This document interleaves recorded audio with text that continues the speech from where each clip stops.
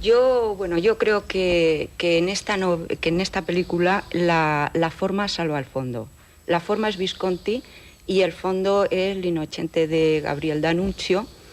Gabriel D'Annunzio fue un autor del último tercio del siglo XIX, que era un autor muy esponja, muy permeable para todas las corrientes y las modas literarias. Él se iba escribiendo a unas y a otras. Y cuando escribe El Inocente, pues lo que tocaba era la novela psicológica.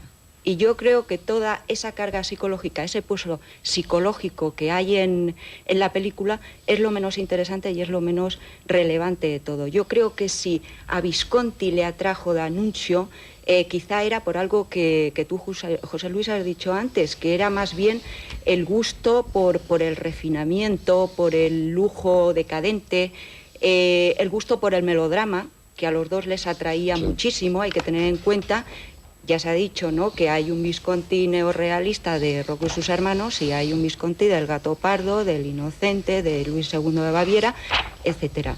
En esta película lo que realmente sobresale, lo que impacta, es la atmósfera decadente, ese lujo, esos salones, la atormentada mirada vidriosa de un Giancarlo Giannini que verdaderamente hace un esfuerzo portentoso por formar y mantener un personaje que es un personaje imposible, porque algo le está pasando, alguna turbiedad hay en su mente, pero no llegamos exactamente a saber qué es. Y el trabajo de Laura Antonelli, que está bastante bien, muy correcto, que también logra mantener esa voluptuosa debilidad de una mujer que está atrapada y que no sabe qué hacer. Por tanto, yo creo que salones, lámparas, sensualidad, como ha dicho Juan, el color, la música, la expresiva mirada de Giancarlo Giannini, dejan de ser vehículos que se suponen que servían para decir otra cosa distinta y se convierten en los verdaderos protagonistas de esta película, que es muy hermosa.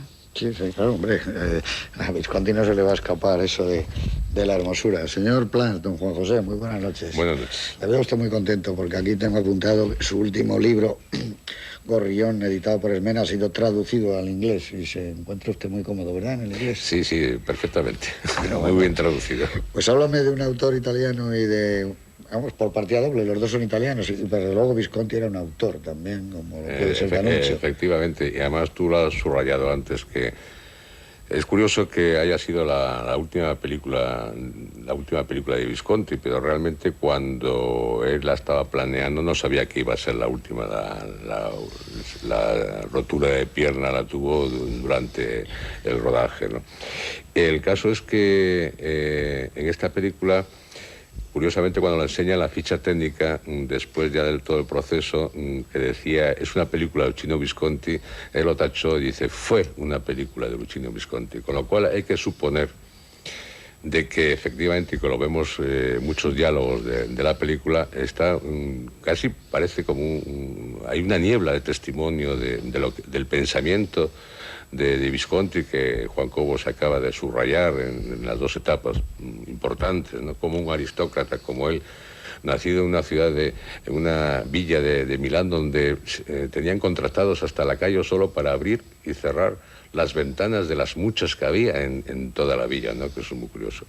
¿Y por qué Gabriel D'Annunzio? Pues es un problema casi de amor y de odio de Visconti, y voy a decirlo porque D'Annunzio, no cabe duda que era un aristócrata totalmente disoluto, y precisamente El Inocente está basado en parte, únicamente en parte, un episodio un poco turbio que tuvo precisamente con su mujer, María di Galese, y esto fue lo que está en el fondo de la novela. Él sentía una gran fascinación, Visconti, por la obra de D'Annunzio, hasta tal punto que decía que todos somos hijos de él, incluido, señalaba, Moravia y Pasolini, y en cambio odiaba totalmente la personalidad de D'Annunzio, digamos, el histrionismo, las ínfulas que tenía como orador y el culto a Nietzsche, como ha señalado. Y después lo más curioso también, más sorprendente, es que de la obra de D'Annunzio, de este amor y de odio, ella ha escogido quizá la obra menos exuberante y menos desbordante del propio D'Annunzio, ¿no?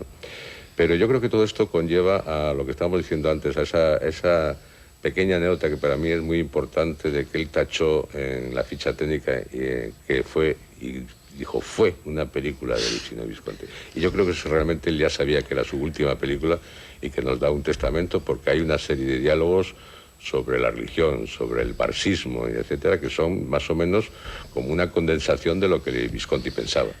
Muy bien, muchas gracias. Y además hay una despedida de todo, desde esas mansiones maravillosas donde él vivió, esas casas con esas ventanas multitudinarias que tenían que contratar gente para que las cerraran.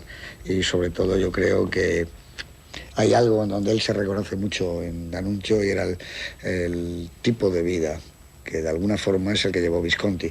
Evidentemente no en el aspecto de mujeriego, que siempre se ha dicho que, bueno, que lo de D'Annunzio era con todo el mundo, ¿no? Con la Leonora Duse, la Leoni, Tamara de Lampica, la pintora, con pianistas, con todo tipo, pero luego, por lo visto, él era un hombre muy reconcentrado, D'Annunzio, que se encerraba a escribir y utilizaba esa especie de fama continua que tenía prácticamente en todo el mundo, porque se tradujo a todo el mundo, sobre todo sus libros de poemas, para tener grandes éxitos de ventas. Al final él se retira a su villa del Vittoriale, cuando la ascensión del fascismo en Italia, no quiere saber nada con ellos, y ya muere el año 34, bien metido el siglo. Esta es una película, yo creo que, como le pasa a las últimas de Visconti, que son posiblemente las más cercanas a su sensibilidad y las más personales. Le pasó en Confidencias, que es la historia de un hombre rodeado de libros y que hace una reflexión continua de su vida y del amor y del pasado. Aquí, desde el primer momento, la mano de Visconti es la que verán ustedes ahora en los títulos de crédito de esta película. En una primera edición del Inocente de D'Annunzio es la mano de Luchino Visconti la que va pasando las hojas muy lentamente, como si fuera una despedida de los libros, de esos libros, de esas primeras ediciones que a él le gustaban tanto. Está la música que él oía de niño, las músicas al piano que interpretaban y que a él no le gustaban, desde la marcha turca de Mozart. Está ese mundo de infancia, y luego está ese otro mundo obsesivo con la madre, que fue también muy personal en su vida. Y bueno, lo mejor es que veamos una obra, yo creo que también es verdad que, según ha pasado el tiempo, se está valorando más toda la última parte de Visconti. Si el corazón de su obra es El gato pardo, yo creo que esa última despedida, con unos colores ya más exuberantes, pero también que tienden hacia una cierta tristeza, los dorados, los negros, los rojos, están anticipando ya el fin de un extraordinario hombre, yo diría, tú decías, Juan, de teatro, de ópera, de cine, de la literatura y del arte, de la pintura. Era como un artista del Renacimiento. Era alguien como al quien podían haber perfectamente marcado su época los Medici, ¿no? Porque era un poco de ese tipo. Así que vamos a ver una película con un espléndido color, con una imaginería como ya no se hacen, con un cuidado en la puesta en escena, en las villas, los palacios donde salen, y con una marcada y acentuada, quizá más que en ninguna otra película suya, sensualidad. Nunca había sacado con tanta claridad los desnudos masculinos y femeninos Visconti en su cine, como en esta despedida que hace del arte de filmar historias con una cámara. Con todos ustedes, El Inocente, la última película de Luchino Visconti.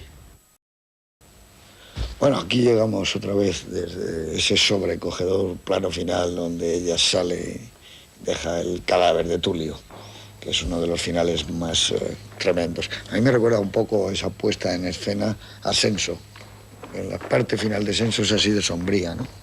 Es una película que está muy posterior, naturalmente, a Senso. Senso era del 54, está 22 años después, es del 76. Un año en que, por ejemplo, Francisco Umbral, reciente premio Cervantes, y en mi opinión con todo merecimiento, obtiene el premio Nadal con su novela Las ninfas. Ya entonces Nadal era ese extraordinario escritor, y ahora pues sin duda es uno de los más grandes que ha dado el pasado siglo, junto con, la última parte del siglo, junto con Camilo José Cela, que ahí sigue con sus Colmena y la familia de Pascual Duarte y Viajar al Alcarria. Pero bueno, yo creo que Umbral es un merecidísimo premio Cervantes, pero como decía, hace unos años, en el 76, fue el premio Nadal. con las ninfas. En Madrid ese año la policía detiene a más de 50 personas de la OAC, Hermandad Obrera de Acción Católica. Ese es el año en que Felipe González pide ayuda a los